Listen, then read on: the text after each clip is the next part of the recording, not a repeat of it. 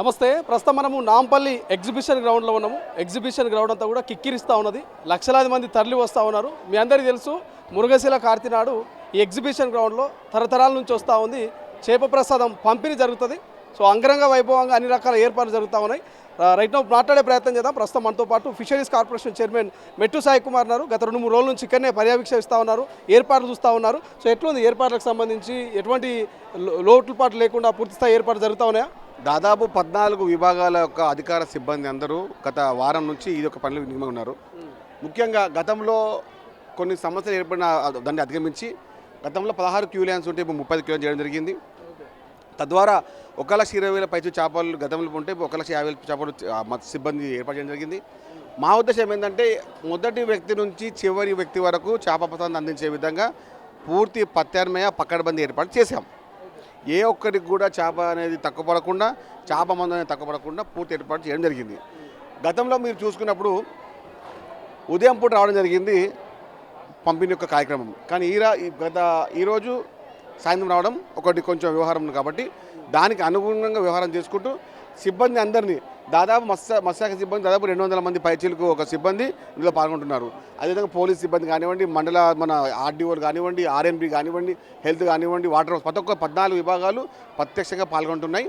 మాకు ఉద్దేశం ఒకటి, మంత్రులు పొన్నం ప్రభాకర్ గారు, వాకిటి సేర్ గారు సాయంత్రము 9 గంటల ప్రాంతంలో ప్రారంభిస్తారు. ఎక్కడ ఉన్న రాష్ట్ర వ్యాప్తంగా దేశవ్యాప్తంగా ఉన్నటువంటి వస్తున్న ప్రతి భక్తులందరికీ కూడా ప్రతి ఒక్కరికి కూడా చేప అందించి తీరుతాము. కొన్ని ఛానల్లో వస్తున్నాయి ఏమైనా సాయంత్రం పూట ఎక్కడ ఇబ్బంది కలగదు, ఎక్కడ సమస్యలు ఏర్పడవు. ఎందుకంటే కలెక్టర్ గారి పర్యవేక్షణలో, డీసీపీ గారి పర్యవేక్షణలో జరుగుతున్న కార్యక్రమం ఇది. ప్రత్యేకంగా సాయంత్రం మధ్యాహ్నం పూట ఎండలకు కాబట్టి షెడ్ చేయడం జరిగింది. అదేవిధంగా బ్యారికేడ్లో మన వాటర్ జరిగింది. మాకు ఉద్దేశం అంటే ఏంటంటే ఇసుమంతైనా ఇబ్బంది కలగకుండా ఎవ్వరు కూడా చివరి వ్యక్తి వరకు ప్రసాదించే విధంగా ఏర్పాటు చేసుకున్నాం. ప్రధానంగా ఇది మీ అందరికీ తెలిసిందే. సో ఈ చేప ప్రసాదం పంపిణీ వల్ల ఎటువంటి లాభాలు ఉంటాయి, ఏ సమస్యలకు చెక్ పెట్టే అవకాశం ఉంటుంది? అంటే భక్తిని సోదరుల కుటుంబం వారు 189 సంవత్సరాలుగా చేప మందు ప్రసాదాన్ని ఇవ్వడం జరుగుతూ ఉంది. పూర్తి నమ్మకం, పూర్తి విశ్వాసం, ఉబ్బసం, ఆస్తమా రోగానికి ఇది కనీసం 5 సార్లు వాడితే ఎప్పుడు శాశ్వత సమస్యల నుంచి దూరం అవుతారని చెప్పి ఉద్దేశంతోనే, వారి నమ్మకంతోనే గతంలో దాదాపు 1,00,000 పైచీలు ఉండే భక్తులు వచ్చారు. ఇతర 1,50,000 వచ్చే సూచనతోనే మేము అందుబాటులో పెట్టడం జరిగింది. ఇంకో విషయం ఏంటంటే 3 లక్షల మందికి సరిపడేంత ప్రసాదాన్ని భక్తిని కుటుంబం వారు తయారు చేయడం చెప్పడం జరిగింది. మా యొక్క వ్యవహారం ప్రకారంగా మత్స్యశాఖ సిబ్బంది, మత్స్యశాఖ అధికారులు కూడా గత వారం రోజుల నుంచి ఇంకా రేపు అర్ధరాత్రి 9-10 గంటల వరకు కూడా మా సిబ్బంది మొత్తం ఇదే పనిలో ఇంటికి వెళ్ళకుండా పనిచేస్తూ ఉన్నారు.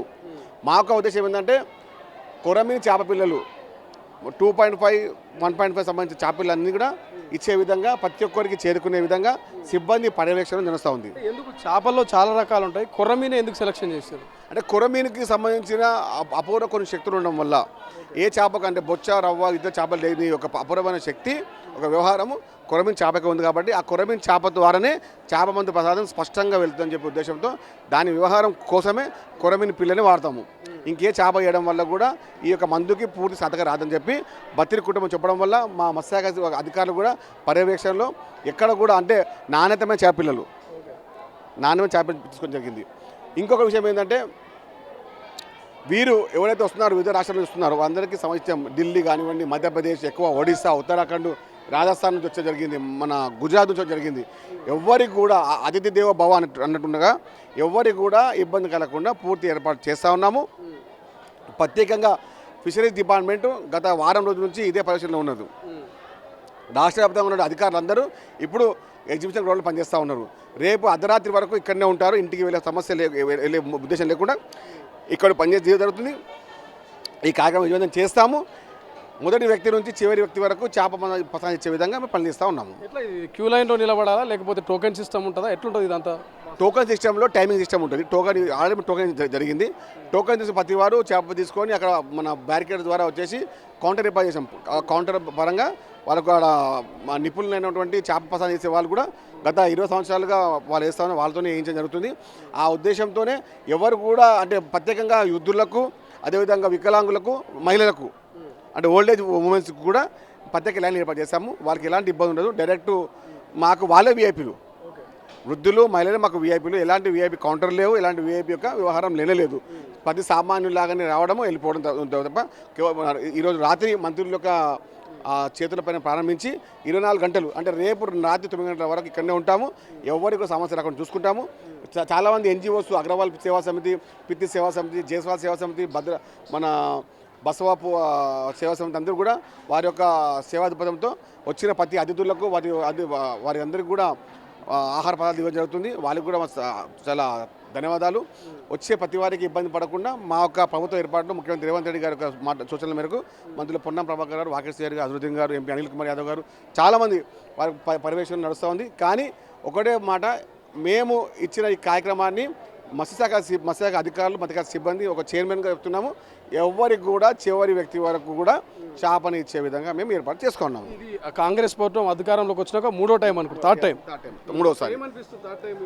ఒక అంటే పూర్వజన్మ సుకృతంగా భావిస్తూ ఉన్నాను. ఎందుకంటే చాలా మటుకు 189 సంవత్సరాల ఈ చరిత్ర గల ఈ యొక్క కార్యక్రమంలో మెట్టు సైకిల్ అనే వ్యక్తిని కూడా భాగస్వామ్యం చేయడము, ఆ కుటుంబ సభ్యులుగా భావించి నన్ను కూడా వాళ్ళు పాలన చేయడము, తద్వారా నేను కూడా నా యొక్క సేవా కార్యక్రమాన్ని అందరికీ తెలియపరిచే విధంగా బతిరి కుటుంబం వారి యొక్క ఒక కుటుంబ సభ్యునిగా నన్ను భావించి నన్ను వారి యొక్క కార్యక్రమాలు ఇంటికి పిలిచి నాకు పూజలో మనం పాల్గొనడం చాలా ఆనందంగా ఉంది. నేను ఎప్పుడు స్వతహా జన్మతో వాళ్ళకు రుణపడి ఉంటాను. ఇంకొకటి ఏంటంటే నా యొక్క డిమాండ్ ఏంటంటే ముఖ్యమంత్రి రేవంత్ రెడ్డి గారికి చెప్పడం జరిగింది. మన యొక్క కేంద్ర ప్రభుత్వం డిమాండ్ నాకు ఒకటే డిమాండు, బత్తిని కుటుంబానికి పద్మశ్రీ ఇవ్వాలని చెప్పి. బత్తిని కుటుంబానికి పద్మశ్రీ ఇవ్వాలి. ముఖ్యమంత్రి రేవంత్ రెడ్డి గారికి చెప్పడం జరిగింది, మంత్రులుగా చెప్పడం జరిగింది. కేంద్ర ప్రభుత్వం మా యొక్క డిమాండ్ ఇది. మా యొక్క వ్యవహారంతో 189 సంవత్సరాలుగా ఒక కుటుంబం ఒక సేవా కార్యక్రమంతో ఒక నయా పైసా కూడా ఆశించకుండా ఒక వ్యవహారంతో వారి యొక్క కుటుంబము మా ద్వారా మంచి జరగాలి, మా కుటుంబంలో అలా భాగస్వామ్యం కావాలనే ఉద్దేశంతో బత్తిరి కుటుంబం వారు 189 సంవత్సరాల చేసిన సేవకు కేంద్ర ప్రభుత్వం మేము ఒక డిమాండ్, వారి కుటుంబానికి పద్మశ్రీ ఇవ్వడానికి ఎన్నుకుంటున్నాము. రేవంత్ రెడ్డి గారు కూడా సానుకూలంగా ఉన్నారు. మంత్రులు పొన్నం ప్రభాకర్ గారు, పీసీ అధ్యక్షుడు మహేష్ కుమార్ గౌడ్ గారు, మంత్రులు శ్రీహరి గారు, అజరుద్దీన్ గారు చెప్పడం జరిగింది. వారి కుటుంబాన్ని ఈ యొక్క సత్కారంతో మనం ఆదరిస్తే వారి యొక్క భవిష్యత్తు మన యొక్క వ్యవహారం చాలా బాగుంటుందని చెప్పి మా ఒక చిన్న విన్నపం. Thank so much. ఇది మొత్తం మీద ఏర్పాట్లు కూడా మనం చూస్తే క్యూ లైన్లు చూడండి, దాదాపు 20 నుంచి 32 క్యూ లైన్ వరకు ఏర్పాటు చేసినామని చెప్తా ఉన్నారు. ఈ క్యూ లైన్ అంతా కూడా ఖాళీ కనబడతా ఉన్నాయి. కానీ సాయంత్రం 5, 6 అయితే ఫుల్ రష్ ఉన్నటువంటి అవకాశం మనకు కనిపిస్తూ ఉంది. బట్ ఏదేమైనప్పటికీ మొదటి వ్యక్తి నుంచి చివరి వ్యక్తి వరకు కూడా ప్రతి ఒక్కరికి చేప పంపిణీ ప్రసాదము ఇవ్వడమే మా లక్ష్యం అని చెప్తా ఉన్నారు. ఇప్పటికే చాలామంది మనం చూస్తే కూడా ఇదంతా మెయిన్ క్యూ లైన్, బట్ ఇదంతా కూడా ఆల్రెడీ స్టక్ అయ్యి వచ్చిపోయారు. చాలామంది మహారాష్ట్ర, అదేవిధంగా తమిళనాడు, కర్ణాటక ఇట్లా ఇతర రాష్ట్రాల నుంచి, ఇతర జిల్లాల నుంచి వచ్చిరు. వీళ్ళంతా కూడా వచ్చి ఇప్పటికీ క్యూ లైన్లో సిద్ధంగా ఉన్నారు. అంటే ఇది ఇక్కడ వరకు ఇక్కడ నుంచి చేప ప్రసాదం పంపిణీ అవుతుంది.